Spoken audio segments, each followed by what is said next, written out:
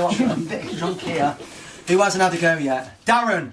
Yes. Come and pick something out before I move on. Oh, you picked that one. You got anything rude in here? There's nothing rude anywhere. Oh, this has got to be a good story. No, it isn't. It's shit. Is it? Yeah. No, you picked it now. You picked it. This is a very short story.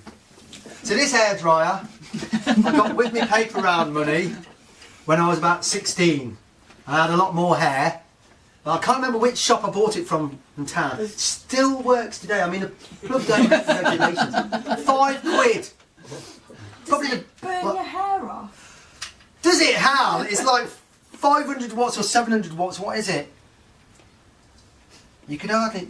Let's plug it in. Oh my God. Yeah, right, now, if the house blows up, the exits are available there and there. The back door is open. I'll plug it in. No, I'm going to plug it in. Right, let's have a. I think you're trying to I'll say plug it into this multi. took you 2 hours to dry your hair with it, is it? Let's.